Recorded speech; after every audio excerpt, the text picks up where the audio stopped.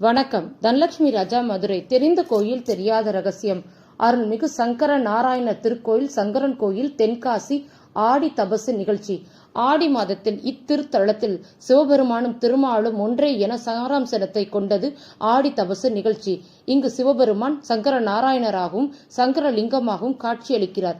ஒரு சமயம் சங்கன் பதுமன் என்ற நாகவம்சத்து அரசர்களுக்கு இடையே போட்டியில் சங்கன் சிவனையும் பதுமன் நாராயணையும் வணங்குவதில் இருவர்கள் யார் பெரியவர் என்பதனை தெரிந்து கொள்ள பார்வதி தேவிடமே கேட்டு வருவோம் என லோக மாதாவான அன்னை பார்வதி தேவிடம் கேட்க, அண்ணனாகிய ஹரியும் கணவராகிய ஹரனும் ஒருவரை என்று தெரிந்தாலும் சிவபெருமான் கூற, கேட்ட கேள்விக்கு எளிதில் பதில் கூறிவிட முடியுமா என கூறி பொதிகை மலை பகுதியில் புன்னை வனங்களில் புன்னை மரங்களின் வடிவில் என்னை நோக்கி முனிவர்கள் தவம் புரிந்து கொண்டிருக்கின்றார்கள். பூலோகத்தில் நீ இடேறின பெண்ணாக தோன்றி புன்னை வனத்தில் என்னை நோக்கி தவம் புரிவாயாக. ஆடி மாத பௌர்ணமி தினத்தில் நானே நேரடியாக தோன்றி காட்சி தருகிறேன் என பதிலளித்தார். தன்னுடைய குழந்தைகளாகிய நாகர்கள் கேட்ட கேள்விக்கு, தாயே தவம் செய்து பதிலளிப்பதுதானே நியாயம் என உணர்ந்த பார்வதி தேவி பசுக்கள் கூட்டங்கள் நிறைந்த புன்னை வனத்தில் கோமதியாக வளர்ந்து கடுந்தவம் புரிந்து வந்தார்.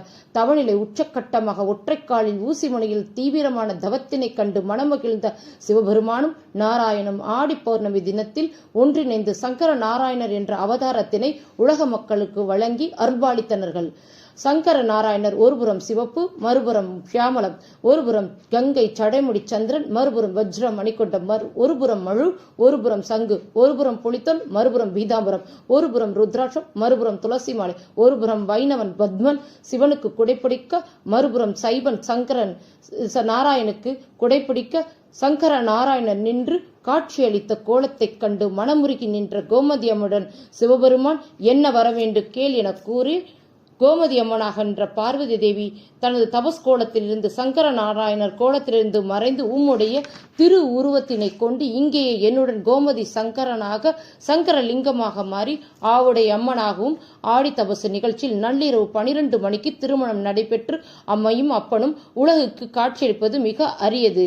சங்கர நாராயணர் சன்னதியில் காலையில் துளசி தீர்த்தமும் பகல் மாலை இரவு பூஜையில் திருநீரும் பிரசாதமாக பக்தர்களுக்கு வழங்கப்படுகிறது.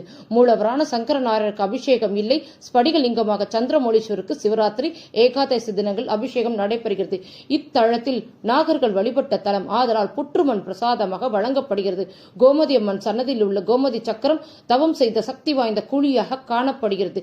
சிவா விஷ்ணு ஒன்றிணைந்து சைவ வைணவ ஒற்றுமையை வலுப்படுத்த சங்கர நாராயணர் திருவிளையாடலை கோமதி அம்மன் மூலமாக நிகழ்த்தி காட்டிய இத்திருத்தலத்தில் கோமதியை வழிபட்டால் கோடி நன்மை